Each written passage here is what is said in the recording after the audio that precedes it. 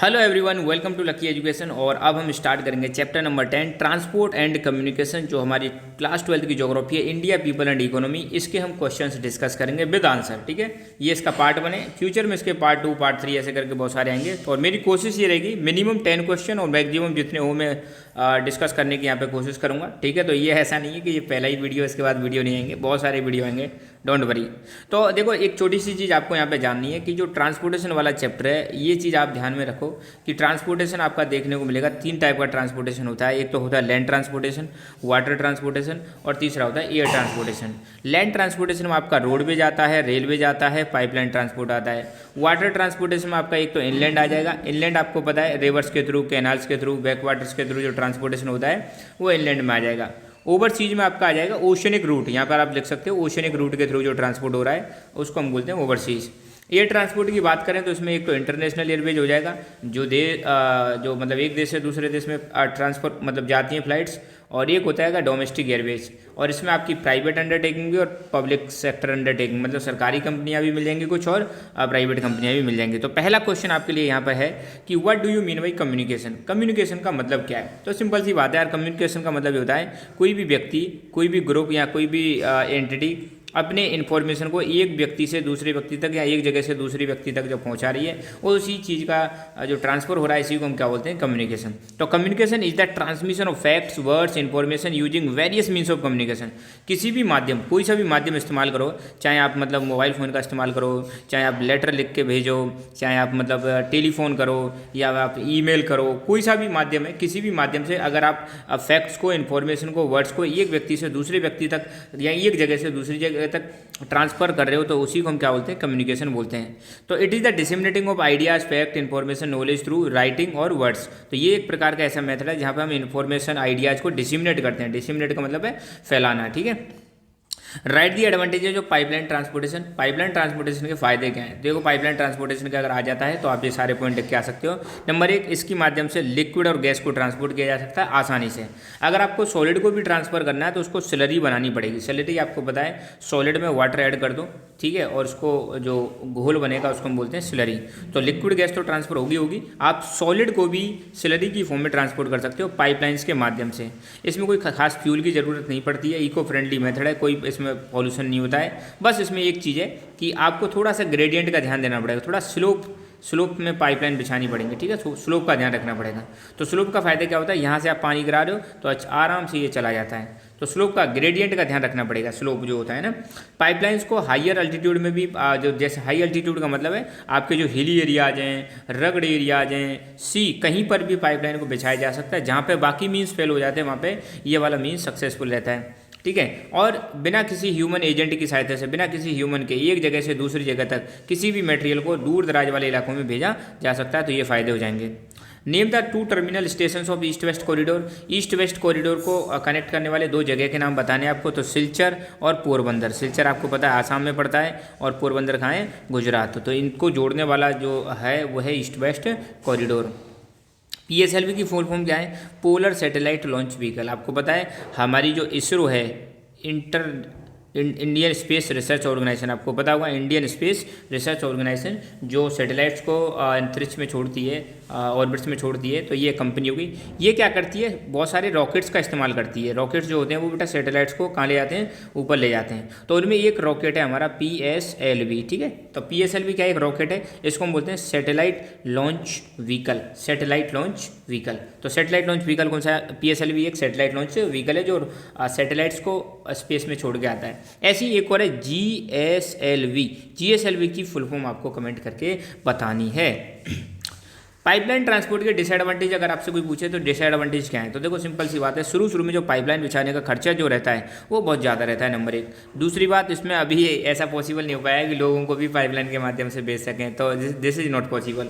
और सबसे बड़ा खतरा इसमें यह है कि अगर मान लो इसमें आप पेट्रोलियम भेज रहे हो, डीजल, पेट्रोल या गैस कोई भेज रहे हो, अगर लीकेज हो गया तो भाई साहब बहुत खतरनाक डिजास्टर हो सकती है। तो लीकेज एक इसमें बड़ी समस्या है पाइपलाइन में। अगर लीकेज हो गया और स्पेशली आप फॉसिल फ्यूल भेज रहे हो तो मामला गड़बड़ हो सकता है पेट्रोलियम में, है ना।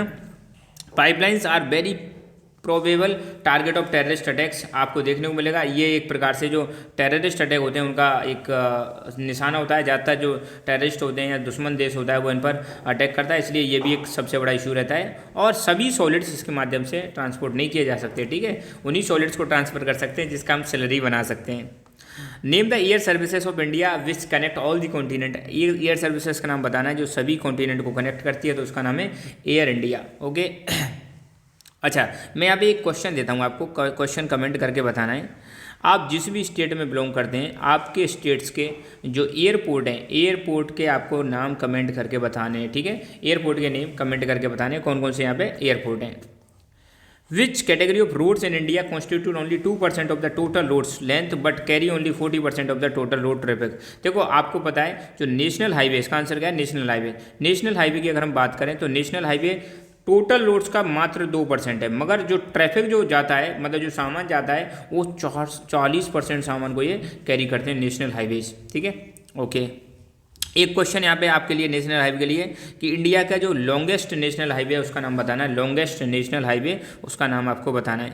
Y is the density of rural roads very low in hilly areas of the India given region. Hilly areas में रोड की डेंसिटी कम क्यों है? तो सिंपल सी बात है यार, हिली एरिया जो होते हैं वहाँ पे रोड बनाना थोड़ा डिफिकल्ट होता है, हिली टेरेन होता है, तो इसलिए वहाँ पे रोड की डेंसिटी कम है। डेंसिटी कम होने का मतलब रोड कम पाए जाते हैं वहाँ पे।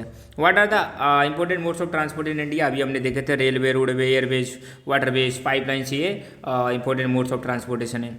What are the disadvantage of road transport? Road transport के डिसएडवांटेजेस क्या हैं?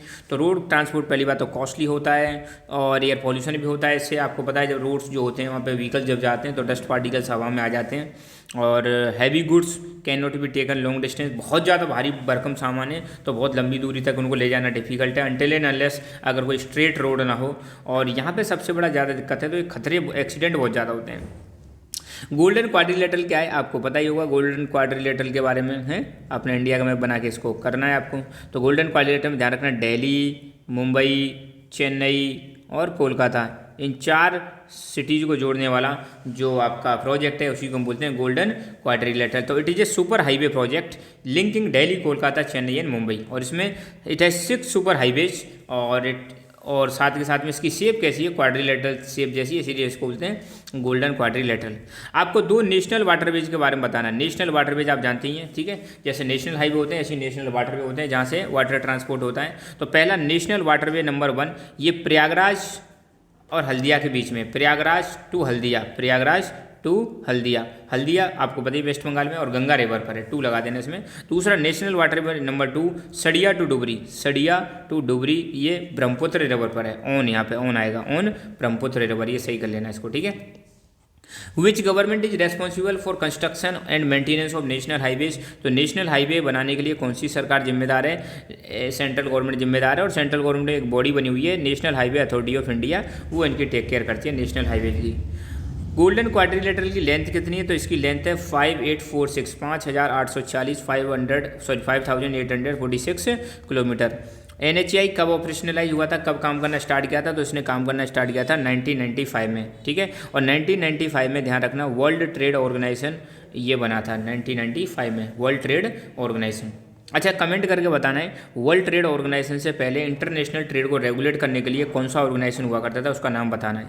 NHAI की full form national highway authority of India. Name the places connected by north south corridor. North south corridor को कनेक्ट करने वाले प्लेसेस या जो north south corridor है कौन कौन से प्लेसेस को कनेक्ट करता है? तो नॉर्थ साउथ मतलब ऊपर से नीचे, तो ऊपर नॉर्थ और नीचे साउथ। तो नॉर्थ में है जम्मू श्रीनगर जम्मू कश्मीर से, और नीचे है कन्याकुमारी तमिलनाडु। तो 2 प्लेस को कनेक्ट करता है, श्रीनगर को कन्याकुमारी से। BRO कब बना था, फुल फॉर्म क्या है? तो BRO बना था मई 1960 में, फुल फॉर्म है बॉर्डर रोड ऑर्गेनाइजेशन। 1960 में बना था बॉर्डर रोड ऑर्गेनाइजेशन। और बॉर्डर रोड ऑर्गेनाइजेशन का एक फंक्शन अगर आपसे पूछ ले जाए कि इसका एक फंक्शन बताओ क्या है, तो बॉर्डर एरियाज में जो रोड डेवलपमेंट करने का काम है वो है बॉर्डर रोड ऑर्गेनाइजेशन का, ठीक है। When first railway line in India was started? तो ये स्टार्ट हुई थी 1853 में बिटवीन बॉम्बे टू थाने, और 34 किलोमीटर 34 किलोमीटर इसकी क्या थी, डिस्टेंस थी। ये चीज़ आपको ध्यान रखनी है। In how many zones Indian railway is divided? कितने जोन्स में इंडियन रेलवे डिवाइडेड है? 16 जोन्स में इंडियन रेलवे डिवाइडेड है। When Indian waterway authority was set up? तो ये सेटअप हुई थी 1986 में, जो इनलैंड वाटरवे को कंट्रोल करती है। When air services in India started तो 1911 में। अच्छा, ये क्वेश्चन आपको कमेंट करके बताना है कि इंडिया में जो दूर दराज के इलाके हैं, डिस्टेंट प्लेसेस हैं, हिली एरियाज हैं, नॉर्थ ईस्ट एरियाज हैं, वहाँ पर हेलीकॉप्टर सर्विस कौन प्रोवाइड कराता है, कौन सी कंपनी प्रोवाइड कराती है, उसको बताना है कमेंट करके। When radio broadcasting in India was started, radio broadcasting India में कब स्टार्ट हुई थी, तो ये हुई थी 1923 में, और by radio club of Bombay, radio club of Bombay. एक क्वेश्चन फिर आपको यहाँ पर है कि टेलीविजन ब्रॉडकास्टिंग इंडिया में कब स्टार्ट हुई है, वो भी आपको कमेंट करके बतानी है। Where is the national remote sensing centre, national remote sensing centre कहाँ है, तो ये है आपका हैदराबाद में है नेशनल रिमोट सेंसिंग सेंटर। तो बस आज के लिए इतना ही। ये हमारा टेलीग्राम चैनल है लकी एजुकेशन, इसको ज्वाइन कर सकते हो। यहाँ पर आपको आने वाले जो लेक्चर्स हैं उनकी लिंक आपको मिलती रहेगी, अपडेट मिलता रहेगा। So thank you.